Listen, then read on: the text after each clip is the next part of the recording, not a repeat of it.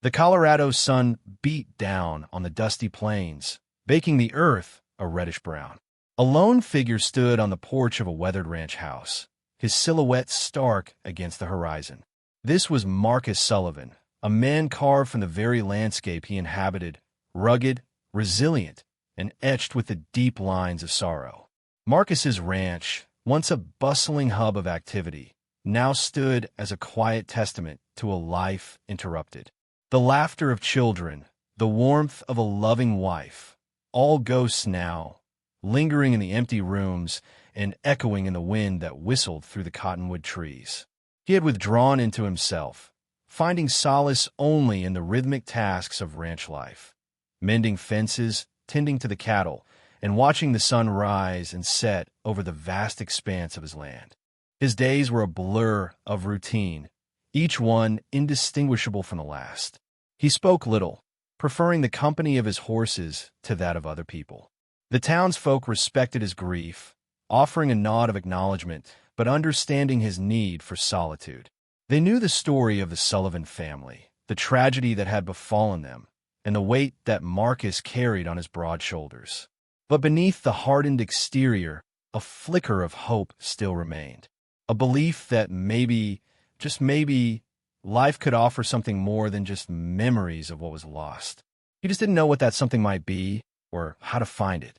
He spent his evenings on the porch, watching the stars emerge in the inky sky, wondering if his life would ever have meaning again, or if he was doomed to wander the earth as a shadow of his former self.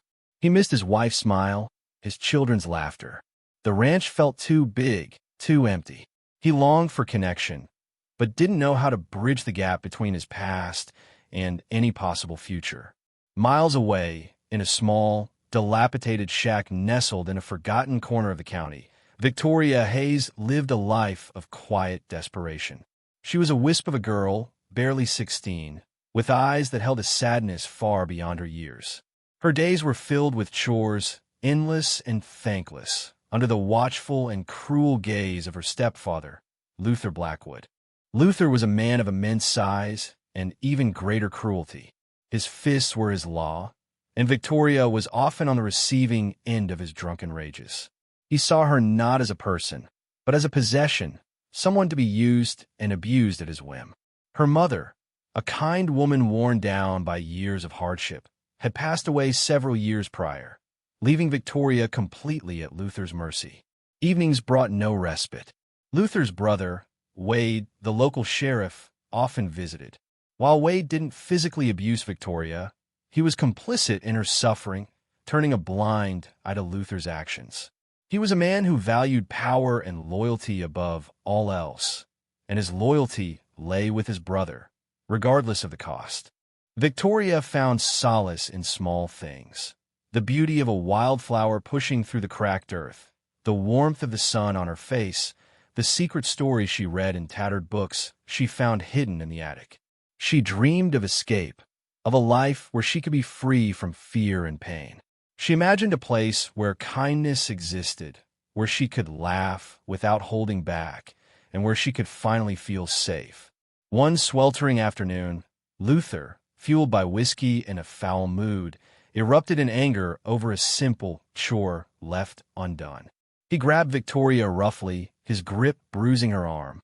His words were like venom, each one a stinging lash. "You worthless girl," he snarled. "You're nothing but trouble." He raised his hand to strike her, his eyes blazing with rage. It was in that moment, a pivotal point of her young life, that everything changed. A shadow fell across the doorway. The shadow belonged to Marcus Sullivan. He had been riding through the area, checking on a stray calf that had wandered off from his herd, when he heard the commotion. Curiosity and a deep-seated sense of justice compelled him to investigate. What he saw through the open doorway ignited a fire in his soul that had long been dormant. Luther, startled by the interruption, lowered his hand, his face contorted with a mixture of anger and surprise. "What do you want, Sullivan?" he growled, his voice thick with menace.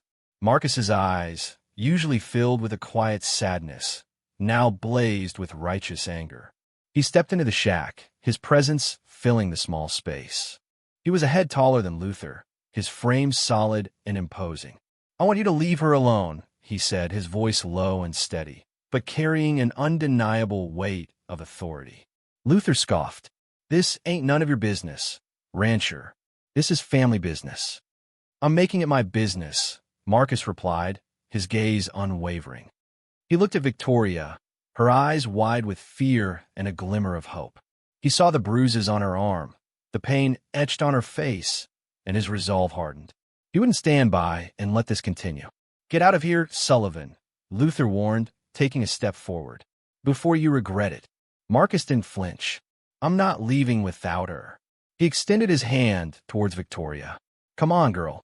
You don't have to stay here. Victoria hesitated, her eyes darting between Marcus and Luther. Fear held her captive, but the promise of escape, the possibility of a better life, was too strong to ignore. With trembling hands, she reached out and took Marcus's hand. His grip was firm and reassuring, a stark contrast to the rough and painful grip she was used to. Luther lunged forward, but Marcus was quicker. He grabbed Luther's arm, stopping him in his tracks. Don't, Marcus warned, his voice dangerously low, or you'll regret it for the rest of your life. He released Luther's arm and turned to leave, pulling Victoria gently along with him.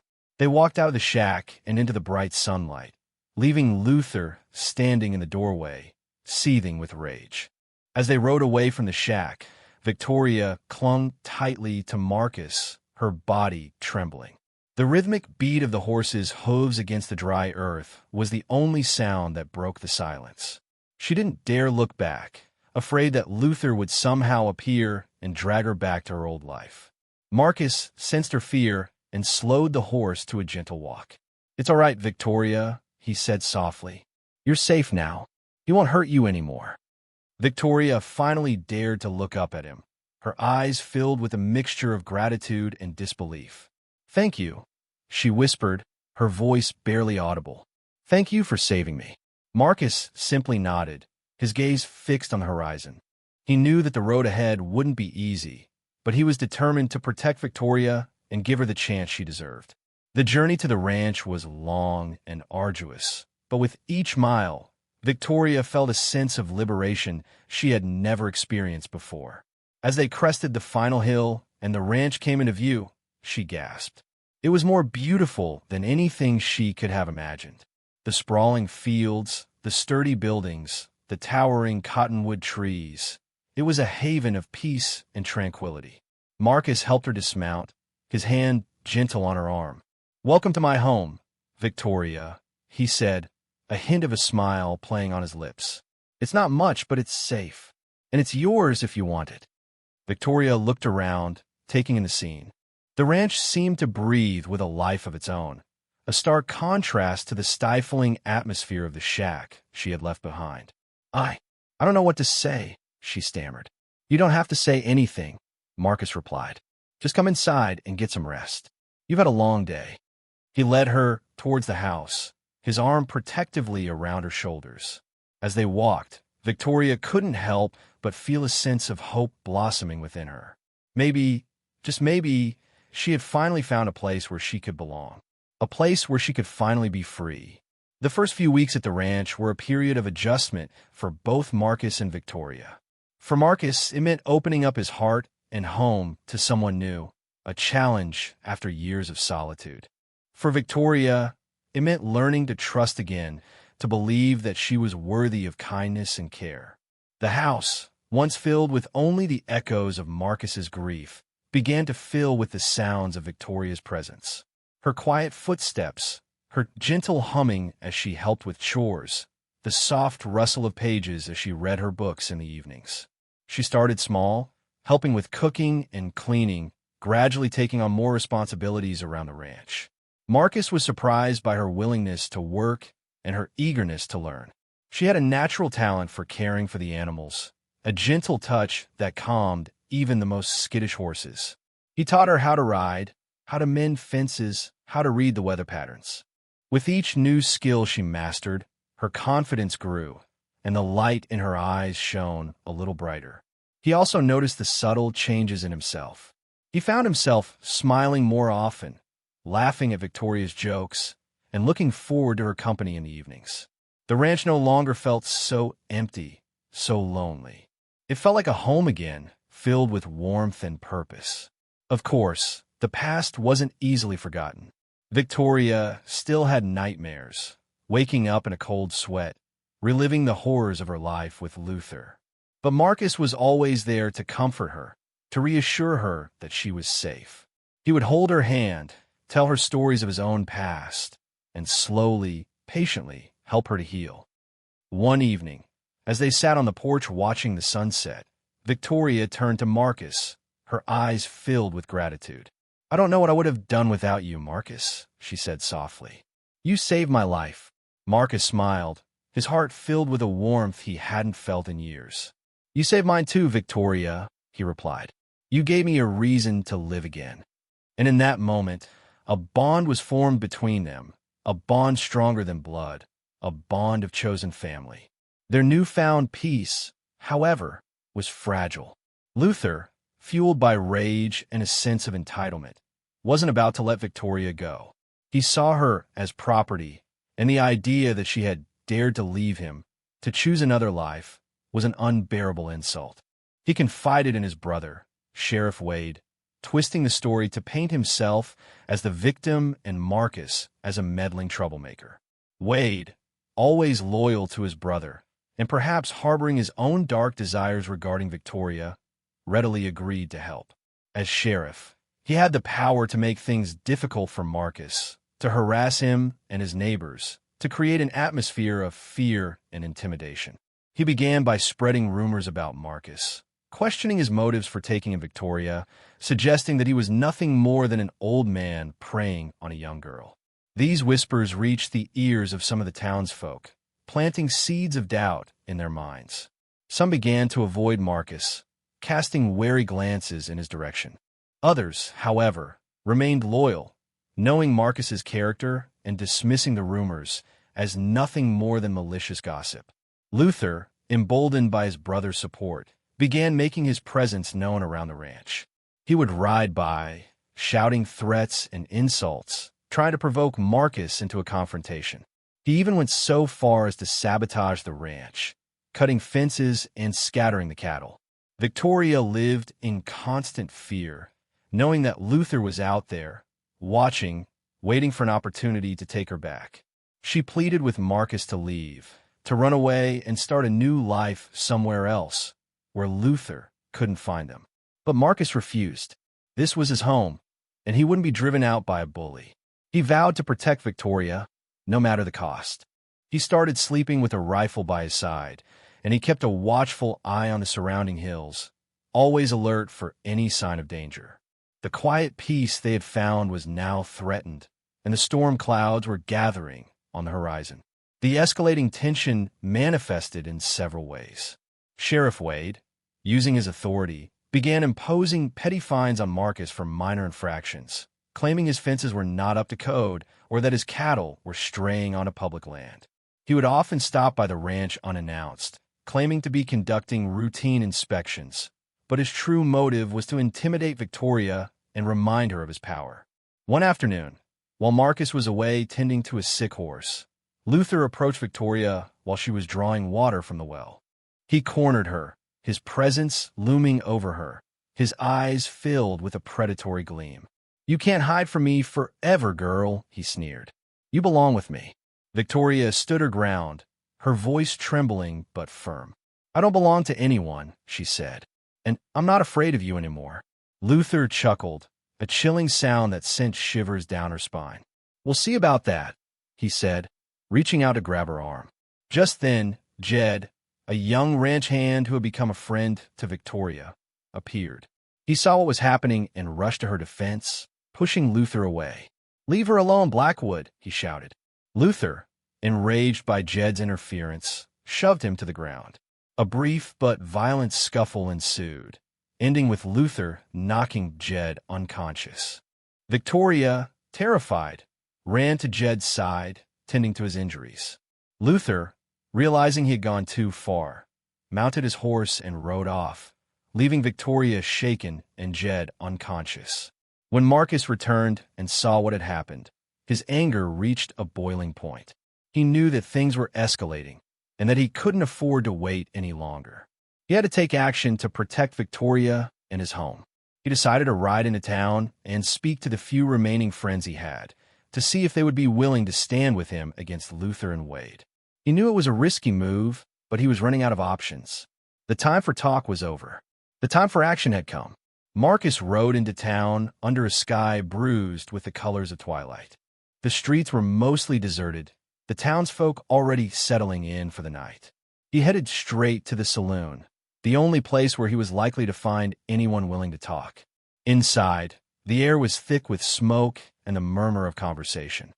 He spotted a few familiar faces: Old Man Hemlock, the blacksmith, Sarah, the owner of the general store, and a couple of other ranchers who had always been friendly to him. He approached them cautiously, knowing that the rumors spread by Wade had likely reached their ears.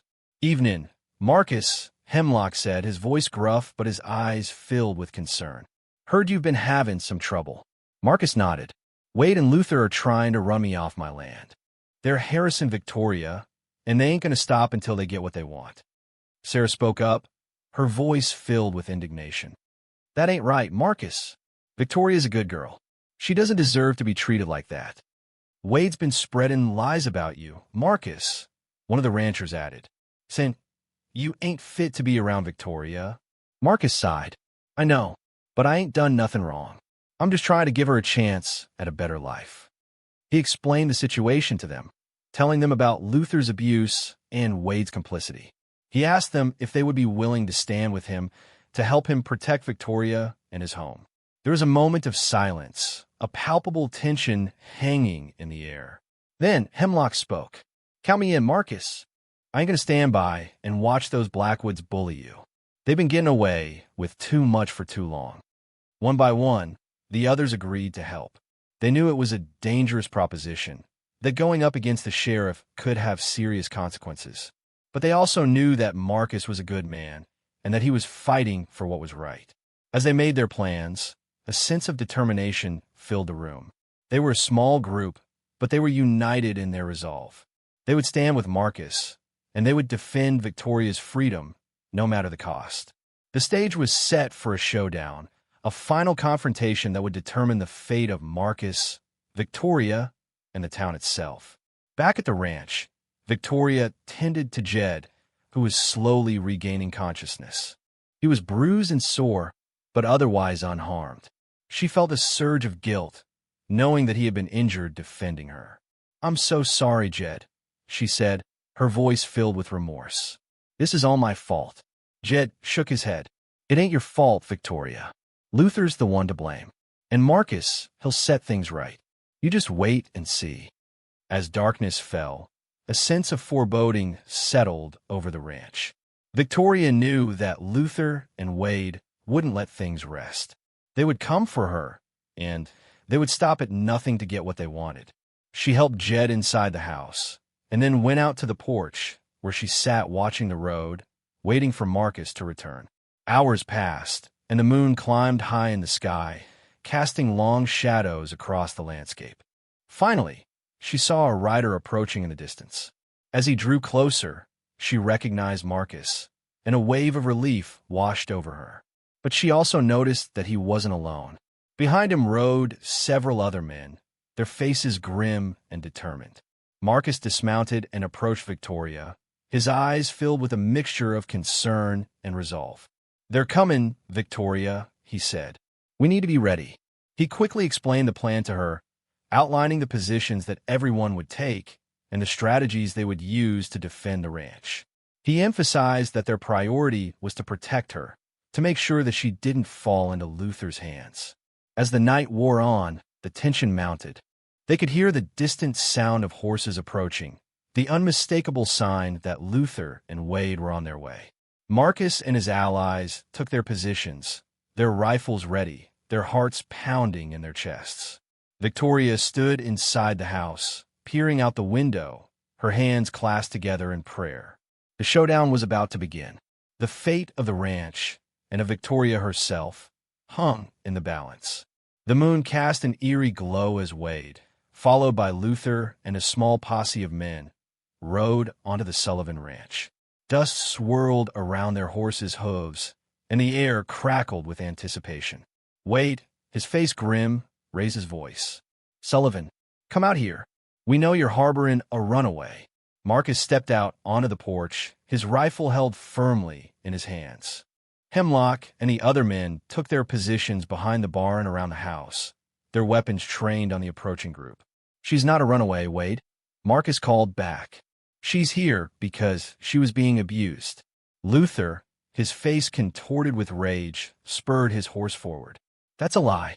She's my property, and I want her back." "She's not property, Luther," Marcus retorted. "She's a person, and she's free to choose her own life." Wade, his patience wearing thin, drew his gun. "This is your last chance, Sullivan. Hand her over, and we'll leave you alone." Marcus shook his head. "I won't let you take her." With that, the silence shattered. Wade fired the first shot, and the battle began. Bullets whizzed through the air, kicking up dust and splintering wood. Marcus and his allies returned fire, aiming carefully, trying to protect themselves and Victoria. The shootout raged for what seemed like an eternity. The air was thick with smoke and the acrid smell of gunpowder. Men shouted and screamed. Horses whinnied in terror, and the night was filled with the deafening roar of gunfire. Inside the house, Victoria huddled in a corner, her hands covering her ears, trying to block out the sounds of violence. She knew that Marcus and his friends were fighting for her, risking their lives to protect her freedom. She prayed that they would be victorious, that she would finally be able to escape the clutches of Luther and Wade. Jed, despite his injuries, insisted on helping defend the ranch. He propped himself up against a window, firing his rifle at the attackers, his face pale but determined. He knew that Victoria's life depended on their courage, and he was willing to do whatever it took to protect her. The standoff continued, the outcome uncertain, the fate of everyone involved hanging precariously in the balance. Despite being outnumbered, Marcus and his friends fought with courage and determination. They knew the land, using the barn, the trees, and the house itself as cover. Hemlock, despite his age, proved to be a crack shot, taking down several of Wade's men with deadly accuracy. Sarah, armed with a shotgun, defended the back of the house, preventing anyone from flanking them. Marcus moved swiftly and silently, his rifle a natural extension of his arm. He targeted Luther, knowing that he was the biggest threat to Victoria. He managed to wound Luther's horse, sending the man sprawling to the ground. Luther, enraged and humiliated, roared with fury and charged towards Marcus, firing wildly. Victoria, seeing Luther's attack, couldn't stand idly by any longer. She grabbed a rifle and ran out of the house, ignoring Jed's protests. She positioned herself behind a water trough, taking aim at Luther.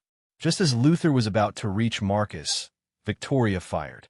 Her shot struck Luther in the shoulder, causing him to stumble and drop his gun.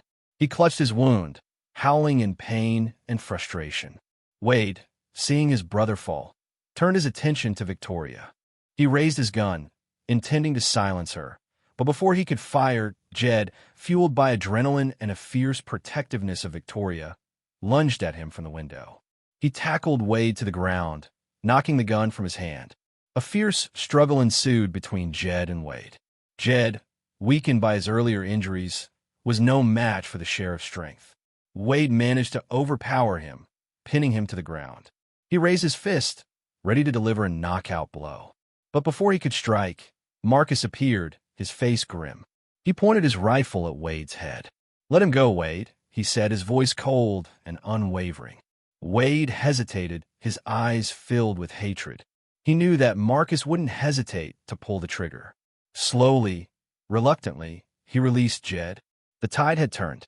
Luther was wounded, Wade was disarmed, and the remaining members of their posse, seeing the determination in Marcus's eyes, began to waver. They knew that they were beaten.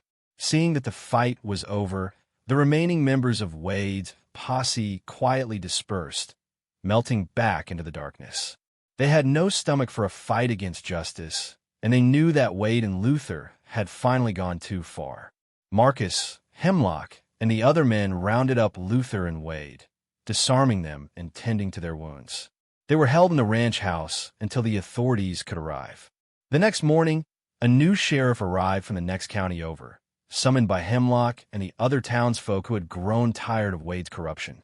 He took Wade and Luther into custody, promising a full investigation into their crimes. The truth about Luther's abuse of Victoria and Wade's complicity in it quickly came to light. Witnesses came forward, sharing stories of Wade's corruption and Luther's cruelty. The town, once divided by fear and suspicion, united in its condemnation of the Blackwoods. Luther was sentenced to a long prison term for his abuse of Victoria and for his role in the attack on the ranch. Wade was stripped of his badge and also sentenced to prison, not only for his complicity in Luther's crimes, but also for his abuse of power as sheriff. Justice had finally prevailed. In the aftermath of the showdown, Marcus and Victoria found themselves at the center of the town's gratitude and admiration. They had stood up against injustice and had emerged victorious. The rumors and suspicions that had once surrounded them were replaced with respect and affection. Victoria, no longer living in fear, began to blossom. She enrolled in the local school, eager to learn and make new friends. She continued to help Marcus on the ranch, her confidence growing with each passing day. The scars of her past remained, but they were slowly fading, replaced by the hope of a brighter future. Marcus, too, found a renewed sense of purpose in his life. He had saved Victoria, but in doing so, he had also saved himself. He was no longer a lonely, grieving rancher. He was a protector, a provider, a father figure to a young woman who had come to mean the world to him. With Luther and Wade behind bars, the legal process began to determine Victoria's future. Given her age and circumstances, it was clear that she needed a stable and loving home. Several families in town offered to take her in, but Victoria made it clear that she only wanted to stay with Marcus. Marcus, touched by her loyalty and affection, readily agreed. He knew that he wasn't her father, but he loved her as if she were his own daughter. He wanted to provide her with the security and support that she needed to heal and thrive. The legal proceedings were straightforward. The judge, impressed by Marcus's character and his commitment to Victoria's well-being, quickly granted him legal guardianship. The paperwork was signed, the documents were sealed, and Victoria Hayes officially became a member of the Sullivan family. The day that the guardianship was finalized was a day of celebration on the ranch. Marcus and Victoria invited Hemlock, Sarah, Jed, and all their friends in town to a barbecue. There was laughter, music, and dancing. Everyone rejoiced in the new beginning that Victoria had found. As the sun set, casting a warm golden glow over the ranch, Marcus and Victoria stood on the porch, watching the festivities. Victoria turned to Marcus, her eyes filled with tears of gratitude. "Thank you, Marcus," she said softly. "Thank you for everything you've done for me. You've given me a home, a family, and a future." Marcus smiled, his heart overflowing with love. He put his arm around her shoulders and pulled her close. "You don't have to thank me, Victoria," he said. "You've given me just as much. You've brought joy back into my life, and you've shown me what it means to be a family again." They stood there for a long moment, basking in the warmth of their newfound bond. They were no longer two lonely souls, adrift in a world of sorrow. They were a family bound together by love, loyalty, and a shared commitment to building a brighter future. Their journey had been long and difficult, but they had finally found their way home. Years passed, and Victoria flourished under Marcus's care. The timid, fearful girl who had arrived at the ranch was now a confident, independent young woman. She excelled in school, devouring books and demonstrating a keen intellect. She also continued to work on the ranch, developing a deep love for the land and the animals. Marcus encouraged her to pursue her dreams, whatever they may be. He saw her potential and wanted her to have every opportunity that he never had. He saved every penny he could, determined to provide her with a good education. Victoria had always dreamed of becoming a teacher. She wanted to help other children, to inspire them to learn and grow, just as Marcus had inspired her. After graduating from high school, she applied to the best teaching college in the state and was accepted with honors. Marcus was bursting with pride. He knew that she would be a wonderful teacher, that she had the compassion and the intelligence to make a real difference in the lives of her students. He helped her pack her bags, driving her to the college and settling her into her dorm room. As he said goodbye, tears welled up in his eyes. He was sad to see her go, but he was also overjoyed that she was pursuing her dreams. He knew that she would always be a part of his life, no matter where she went or what she did. Victoria thrived in college. She excelled in her studies, made many new friends, and discovered a passion for history. She spent hours in the library, researching the stories of the past, learning about the struggles and triumphs of those who came before her. During her summers, she returned to the ranch, helping Marcus with the chores and spending time with her friends in town. She never forgot where she came from, and she always remembered the kindness and support that she had received from Marcus and the community. She was a success story, a testament to the power of resilience, love, and the unwavering belief in the potential of every human being. The broken girl had become a beacon of hope, illuminating the path for others to follow. The ranch was once again a hive of activity, but this time it wasn't fueled by fear or violence, but by joy and anticipation. Victoria was getting married. She had met a kind and intelligent young man named Thomas during her time at college. He was studying to become a doctor, and they had bonded over their shared desire to help others. He was drawn to Victoria's strength, her compassion, and her unwavering spirit. The wedding was to be held on the ranch, under the shade of the old cottonwood trees. Victoria wanted to honor the place that had given her so much, the place where she had found safety, love, and a new beginning. Sarah and the other women in town were busy helping with the preparations. They were baking cakes, sewing dresses, and arranging flowers. Hemlock and the other men were setting up tables, stringing lights, and making sure that everything was perfect for the special day. Marcus watched with a smile as Victoria bustled around, her face radiant with happiness. He had never seen her so beautiful, so full of life. He knew that Thomas was a good man, and that he would take care of her.